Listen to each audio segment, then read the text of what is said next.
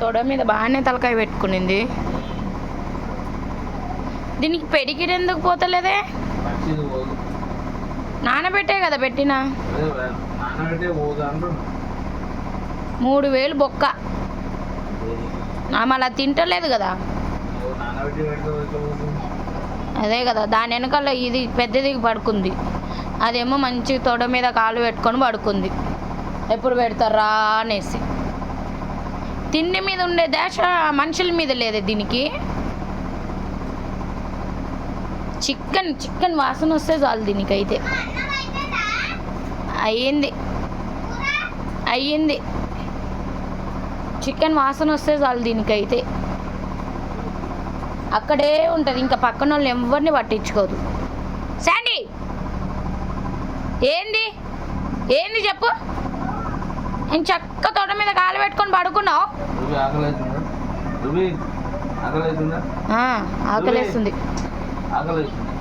చెప్పు నీ కావాలా? చెప్పు దీని పెట్టాలా? చెప్పు.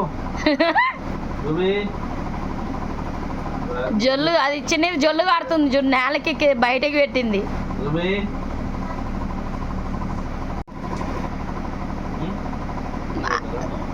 కాదే, అయినా కానీ ఫస్ట్ రూబీ వచ్చింది, తర్వాత శాండీ వచ్చింది.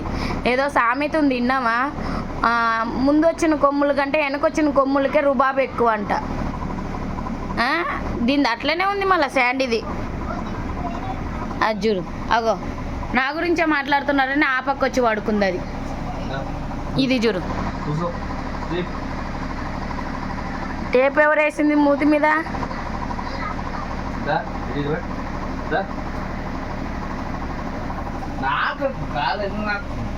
అది చూడు, దాన్ని పలకరించు. శాండీ సిట్ అంటే రూబీ సిట్. ముక్క అయితే చాలు లేసి కూర్చుంటుంది.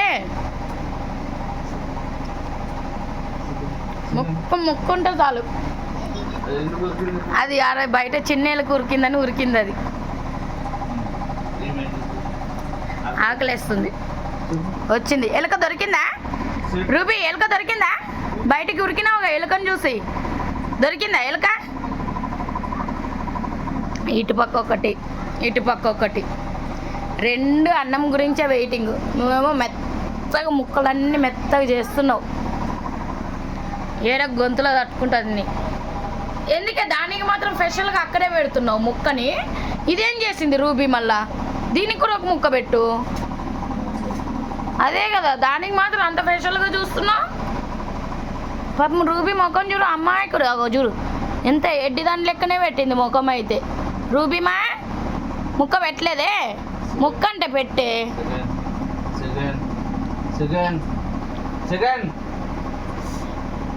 ఇచ్చింది కదా, మళ్ళీ ముక్క పెట్టు మళ్ళీ ఒకటి.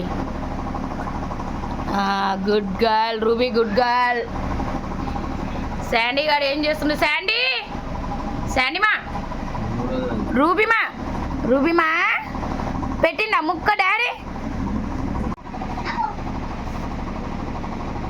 ఇటుపక్క ఒకటి అటుపక్క ఒకటి. ఇప్పుడు తినిన తర్వాత దీనికి ఎనర్జీ వచ్చేస్తాయి బాగా, ఇంకా కొట్లాడుకుంటూ ఉంటాయి చూడు రెండు కలుసుకొని.